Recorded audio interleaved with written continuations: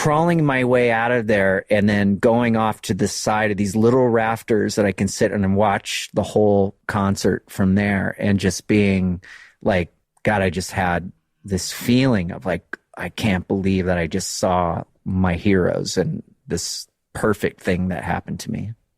Hello, loyal listeners. Wanted to let you know about our new Patreon. If you like what we do and you have the means, drop us a donation to keep the podcast going. Go to patreon.com/DD Unchained. That's patreon.com/DDUNCHAINED. Doesn't have to be huge. Any side's contributions are greatly appreciated. Those who contribute $40 or more will get the Unchained package. Trust me, it's worth it. Contribute $65 or more and get the Romeo Delight package, which is Unchained plus more. And $95 scores you the Top Jimmy package, which is the kitchen sink. If you're a Van Halen hardcore and listen to this cast, this is stuff you'll appreciate. It's ear candy. Go to patreon.com/DD Unchained. Email your contact information to ddunchainedpodcast@gmail.com. What is understood need not be discussed. Pick up the new book, Eruption, Conversations with Eddie Van Halen, by Brad Tolinski and Chris Gill. These music journalists share with fans new and old alike a candid, compulsively readable, and definitive oral history of the most influential rock guitarist since Jimi Hendrix. It is based on more than 50 hours of unreleased interviews they recorded with Eddie Van Halen over the years, most of them conducted at the legendary 5150 Studios at Ed's home in Los Angeles. The heart of Eruption is drawn from these intimate and wide-ranging talks, as well as conversations with family, friends, and colleagues. In addition to discussing his greatest triumphs as a groundbreaking musician, including an unprecedented dive into Van Halen's masterpiece 1984, the book also takes an unflinching look at Edward's early struggles as a young Dutch immigrant unable to speak the English language, which resulted in lifelong issues with social anxiety and substance abuse. Eruption, Conversations with Eddie Van Halen, also examines his brilliance as an investor who changed the face of guitar manufacturing. Eruption, Conversations with Eddie Van Halen. Get your copy today on Amazon.com. My name is Noel Monk. I'm the former manager of Van Halen from 78 to 85. You guys are lucky to be listening to Dave and Dave Unchained. If you would like to send us a letter asking a question or making a statement or whatever you'd like to say, you can send it to ddunchainedpodcast@gmail.com. Martin Popoff here. Hope you're enjoying this latest episode of Dave and Dave Unchained, the wise swamis on all things VH. Just wanted to remind you that at martinpopoff.com, I've got 2 Van Halen books that I wrote. One is Van Halen, a visual biography, which is basically a big hardcover coffee table book, 400 images, 20,000 word detailed timeline. And the other one is called Unchained, a Van Halen user manual. It's the sort of 120,000 word, very academic, a lot of crazy chapters, a lot of trivia, wordy book that I did on Van Halen. So yes, go to martinpopoff.com.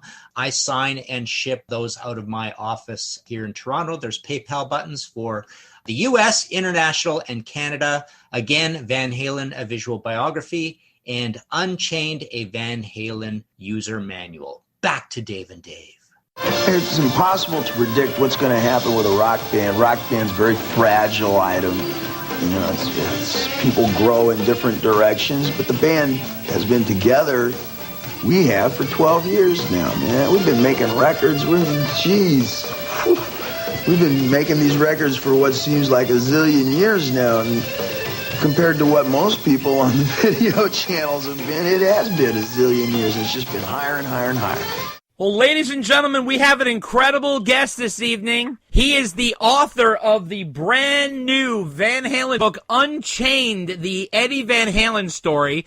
Also note, it is under the title Eruption, the Eddie Van Halen story overseas.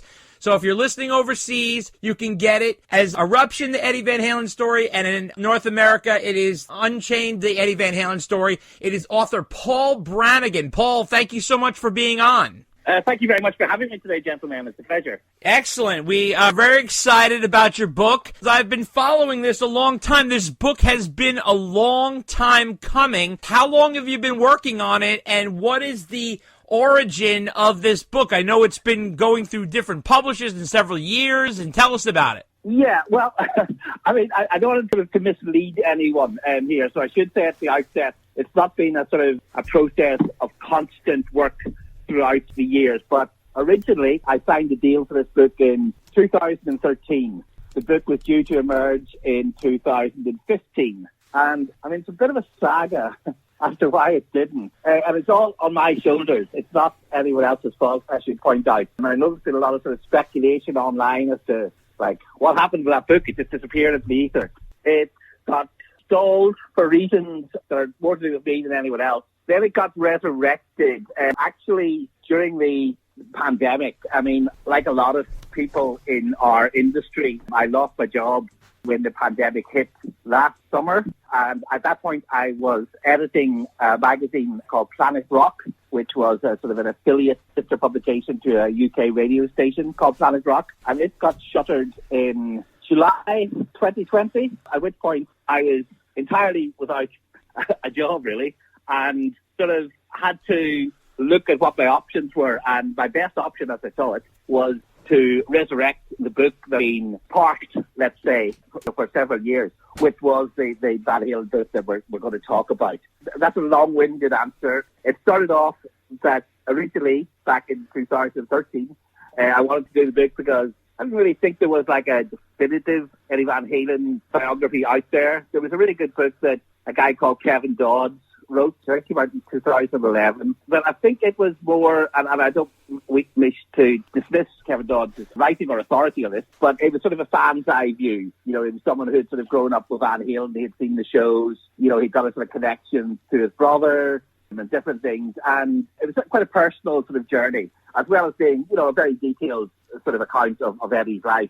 And I guess I wanted to do a book that was a little more literary without, you know, sounding too pretentious about it, and sort of taking in really the full story from, I guess, more of a sort of a neutral point of view, perhaps. So yeah, so that was how it started, and how we got here is a long and complex journey. But I say I don't want people to think it's been like 8 years of constant work, because that isn't the case. And I say there's been a few dips and dives in between, and as you say, it's changed publishers, which again is by fault. But here we are. It's already out in the UK. It's finally coming out in the US in December, and yeah, I'm just incredibly grateful that it's finally seen the light of day. Yeah, and did the book change over the process, or was it the same book that you were working on? Obviously, you added the whole chapter about Eddie passing. Was the book pretty much the same direction? Yes. I mean, nothing really changed whatsoever. At the point where the book was put on hiatus, let's say, truthfully, I mean, there was less than half of the book written at that point. Okay, I'm going to try to get into the reality of what actually happened here, just for clarity, because otherwise it's going to be sounding a bit vague. So basically what happened was, not to find a point on it, I got a kind of like writer's block, I guess, a kind of sort of anxiety, you know, writing the story. And I mean, that's not entirely uncommon, I guess, you know, for writers. It's somewhat uncommon when it actually costs them a book deal, and when, you know, they've got like the threat of the whole thing being cancelled hanging over them, and they're still not able to write anything, for that matter. Yeah, I mean, that'll sound kind of ridiculous to anyone who doesn't write, and it'll sound ridiculous to 99.9% of people who do write. But I guess like a golfer, you know, they get that sort of thing where they just can't putt anymore no matter what, or people get this sort of psychological block sometimes. Yeah, unfortunately it happened to me with the writing of this book. Yeah, so that was kind of the reason why largely the reason why it got shelved. And fortunately, I was able to pick it up again last summer and sort of forward through. And I guess the difference this time around was that I had sort of literally nothing else to fall back on, really. You know, if ever you need an incentive to finish a job of work, it's, you know, the prospect of not being able to, you know, provide for your family at all. So for that reason, we got to the end. And like I say, you know, I'm grateful that we got there, but I understand like there'll be a lot of probably, in answering questions like this, it'll open up as many questions as it will give answers. Happy to talk about the whole process, even if it doesn't necessarily make sense to everyone. Hey, follow-up question on that. So, as I'm sure you're aware, there are books coming out about Eddie Van Halen and Van Halen in general, now that Ed has passed. What does your book offer that you think maybe other books don't? Or what would you say to a really serious Van Halen fan who says, oh, you know what, I know everything about the band, so really why should I buy this book? How would you answer that? I mean, I think that's a very legitimate question. I know a lot of, like you guys and, a lot of people on the, the Van Halen links boards and people on the Van Halen news desk site. I mean, these are people who, are so immersed in Eddie's life and Van Halen's life and, have been lifelong sort of advocates of the band. I feel like certainly some of the story obviously has been well told elsewhere. I feel like they get some new sort of insights from people who were able to offer some sort of fresh perspectives, whether that was, one of the band's early booking agents, a lady called English Cafe, who worked with the band in LA in 1975, getting them shows, some insights from Sammy Hagar, which I guess he hasn't, obviously he's been speaking a lot about Eddie in the years since his passing, but I guess he hadn't maybe been speaking so much about Eddie between the sort of publication of his own autobiography, Red, and Eddie's passing. And just other people sort of, connected to the band or sort of on the periphery of the band, whether it was like people from, Black Sabbath or people from Thin Lizzy or people from Kiss. Some of those people I have had access to. I worked with various rock magazines over the years. And I feel like they'd offer, some fresh perspectives and some sort of new insight into, the whole story. I mean, I'm not going to deny that the whole saga has been painted before, and certainly, I know you spoke to the guys who wrote the other Eruption book, The Guitar World, which obviously detailed, a lot of those interviews that people like Stephen Rosen had done from right through from like 1979 to the present day. And, I have various versions of those interviews before as they were sort of reprinted in past sort of specials. And, that's a real sort of guitarist, view of Eddie's life and a lot of the technical sort of aspects and a lot of the innovations that he brought to the guitar world, which is, an amazing sort of insight into his story. I guess this is more of, an overview really of the life. I sort of like to see it as, it's almost like sort of a film script in a way of sort of,